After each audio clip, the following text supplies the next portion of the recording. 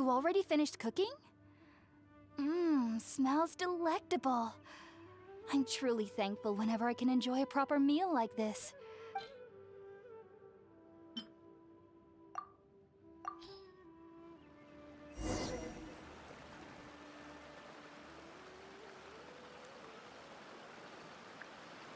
Even though everything you mentioned was in Tighnari's letter, it's still hard to believe you were able to connect with Irminsul immediately after smelling Spiritborn eel for the first time. It took me nearly 3 years before I could do so, and everyone at the academia even lauded me as a genius. You should know that some researchers spend their entire lives without ever successfully connecting with Irminsul as you have. So why does this incense allow people to connect to Irminsul? The ingredients used to make Spiritborn ale primarily consist of plants created by Greater Lord Rukkhadevata. These special ingredients are conducive to heightening our senses to the Dendro Archon's power. Since the root of the Dendro Archon's power lies within Irminsul, we can occasionally tap into her powers to peer into the depths of the earth. Naturally, anyone who can establish a connection with Irminsul in their first ever attempt must be a person of great understanding. Makes sense. But Paimon's got a question. Why was he sensitive to the smell of those plants for such a long time? That was primarily due to his body's unique constitution. Stimulated by the incense, he could perceive the Dendro Archon's power and experienced a sensory overload, hence the adverse reactions. Taking in any scent similar to the ingredients of Spiritborn ale would cause adverse effects. Not to worry though, it appears you've already fully recovered. Technically, your body should still be sensitive to the powers of the Dendro Archon, but unless you're using intentional meditation techniques, the scent of Spiritborn ale should no longer trigger such reactions. Whew. Well, that's a relief. I must admit, I am quite envious of your abilities. Even if it meant suffering from pounding headaches for the rest of my life, I'd consider it worthwhile so long as I could connect with Irminsul at will. Whoa, you're really serious about this whole thing, aren't you? I am a researcher after all.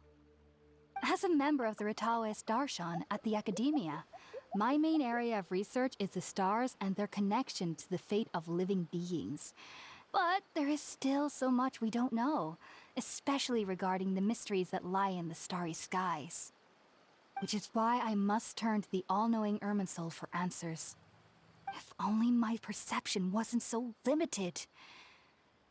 Unfortunately, I cannot guarantee that my every attempt to attune with Irminsul will be successful, or that doing so will leave my consciousness intact. I am currently in the stage of training known as Satyavada life. Many researchers in Sumeru have lost their minds while seeking to attune with Irminsul during this stage. Sages have said that Irminsul contains divine knowledge, and touching such knowledge without the proper preparations and abilities will only lead to one's mind caving in on itself.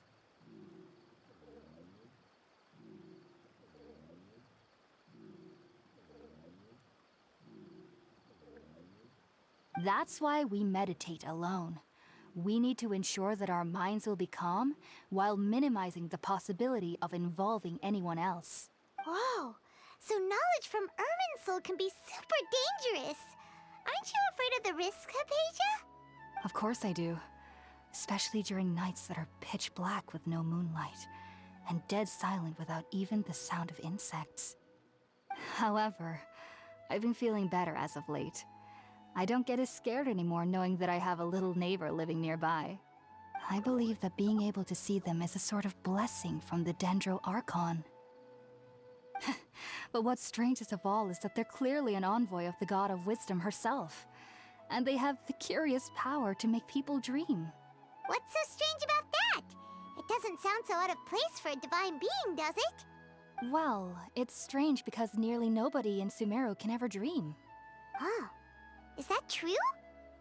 Yes, well, to an extent. Only children can dream in Sumeru. Adults, however, never do.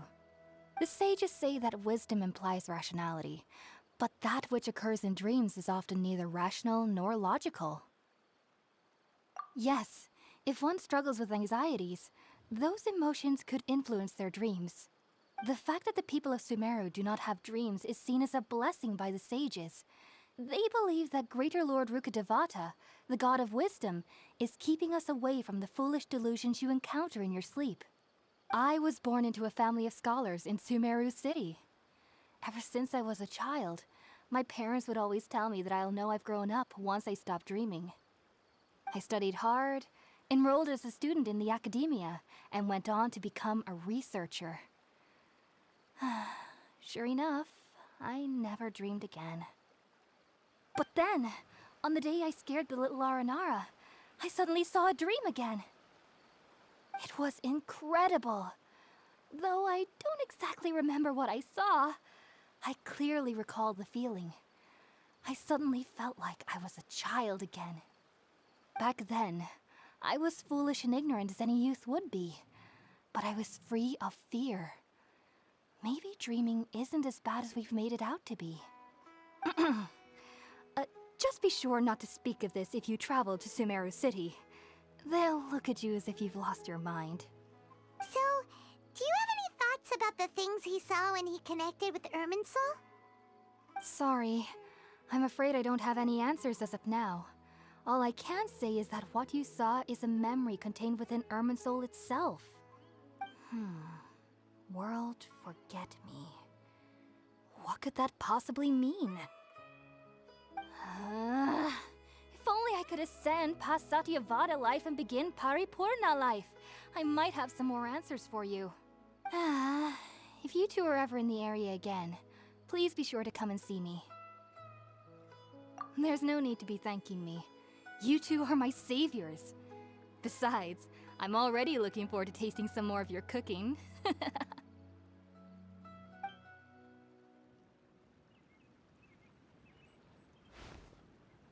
that we know Hypatia is alright and had the chance to ask her some questions, Paimon thinks it's about time to head back to Gandharvaville.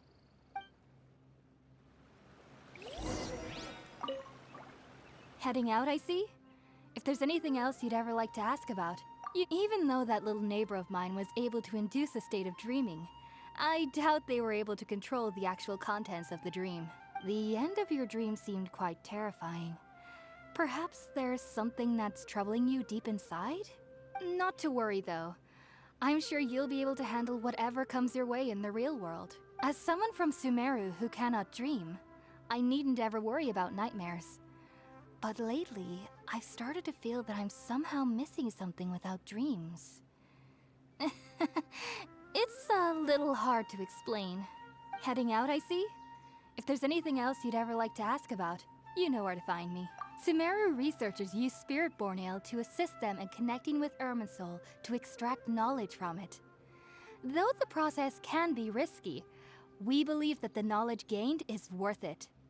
Unfortunately, I cannot help you understand your dream, at least not yet. I'm still learning how to attune to the depths of Irminsul myself.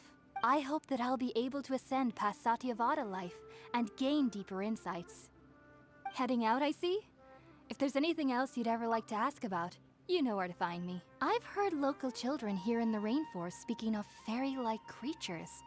But I'm from Sumeru City, and have never heard of such things when I was a child. Perhaps this is because I had a very strict upbringing. My parents would seldom allow me to play with other children. I doubt they'd ever believe me if I told them about my little neighbor out here. And speaking of my little neighbor, I think they can somehow sense when Tighnari is coming to visit me. I've noticed on several occasions that as they're playing under the trees, they'll suddenly tense up and scamper away for no apparent reason. Shortly after they do this, Tighnari always shows up here. Perhaps I should ask Tighnari about this the next time I see him. Heading out, I see? If there's anything else you'd ever like to ask about, you know where to find me. Take care. Do remember to come visit anytime you're in the area. I would be happy to chat with you.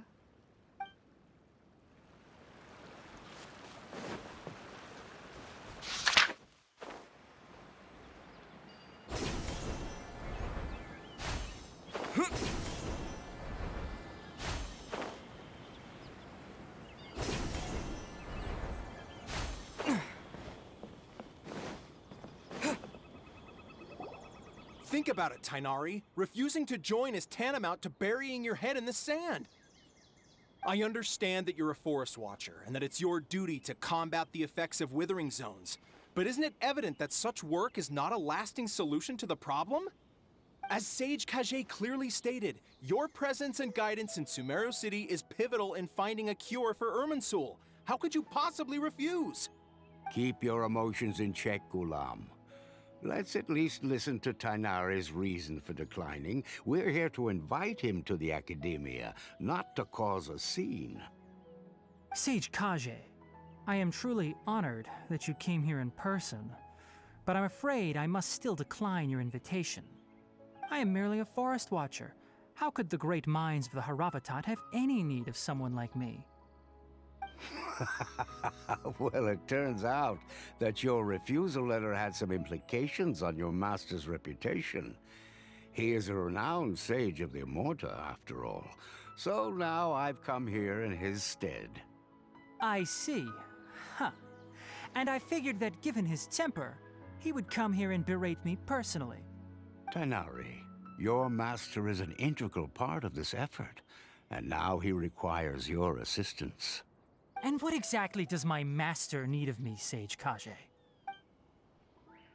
You'll know once you've arrived in Sumeru City, that is. And how long will I be required to stay? There's no definite answer as of now. Do you mean to tell me that despite coming all the way here to Gandharvaville, you still can't answer the questions I laid out in the letter to my master? If that's the case, then I'm afraid I cannot give you a definite answer either. Tighnari, but you... So be it. Come, Ghulam, we're leaving.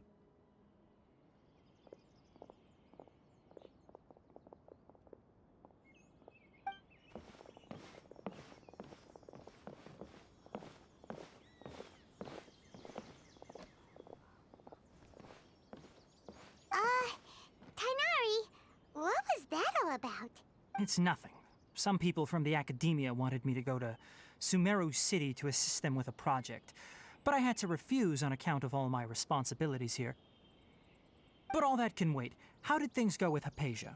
It was quite the eventful trip, but the main thing is that she's safe and sound. She answered a bunch of questions for us, too. Very good. Now that the traveler has made a full recovery, there shouldn't be any reason for you to tarry here longer. I assume you will be heading to Sumeru City, correct? That's right! We want to meet Lesser Lord Kusanali and ask her for advice. Do you have any idea on how we can find her? Sorry. I'm afraid I don't have any advice for you there. Well, do you at least know anyone we can try asking in Sumeru City? Let me think. My trips to Sumeru City have been fairly short, and most of my acquaintances are researchers. How about this? I'll write you a letter of introduction that you can give to a researcher I know. He's from the Immorta Darshan and is adept at gathering information. Also, when you enter Sumeru City, you'll probably end up receiving something like this item here. I'm not sure if it will ever come in handy for you, but maybe you can give it a try. Oh? What is it? It's called an Akasha Terminal. It's a tool produced by the Academia that utilizes the legacy of Greater Lord Rukkhadevata. Some say that this very item is the basis of Sumeru's reputation as the City of Wisdom. Needless to say, this device and its usage fall under the Academia's expertise, so I'll leave it to them to show you how to use it. Great! Next up, Sumeru City! But wait, before that... That's right! Tighnari, we have something important to say to Collei before we leave. Is she doing better now? Yes, she's doing much better. After being confined to her bed all this time, I thought a little walk would do her some good. Last I saw her, she was taking the path towards the North Crossing. She knew you two would be leaving soon, so she must have wanted to see you off. Thanks, Tighnari. All right, let's go! Farewell, and good luck to you both.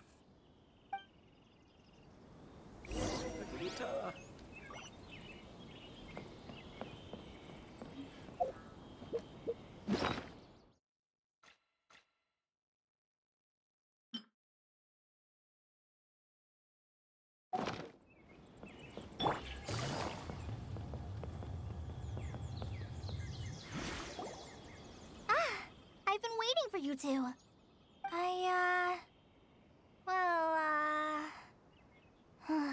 Never mind. I guess I should just wish you two a safe and successful journey. Thanks for waiting here just to see us off, Collei. We're headed to Sumeru City. Don't worry about me. I can take care of myself. My condition won't be getting in the way of my duties. I want to be a forest ranger after all. It's up to me and the others to protect the rainforest here. And, I'm sorry. I should have told you both about my condition when we first met. I just wanted you two to treat me as a normal friend, not some girl that needs your sympathy. But I guess now I understand that the most important thing is for friends to be genuine with one another. There's no need to apologize, Collei. We should be thanking you for trusting us enough to be your friends and sharing your past with us. We're probably still gonna worry about your condition, but that's because we're friends and we care about you. Thank you. That means a lot. Before you leave, I have something for you. Oh? What is it? It's my recipe for pita pockets. I told you that I'd give you a copy, remember? My handwriting is a little, messy, so please don't laugh. Yay! Thanks, Collei. Now we can eat those scrumptious little pitas whenever and wherever we like. I hope that whenever you eat them, you'll both remember your time here in Gandharvaville. Well then, I, trainee Forest Ranger Collei, bid you both farewell. Please visit Gandharvaville again. The Rangers will always be ready to assist you here.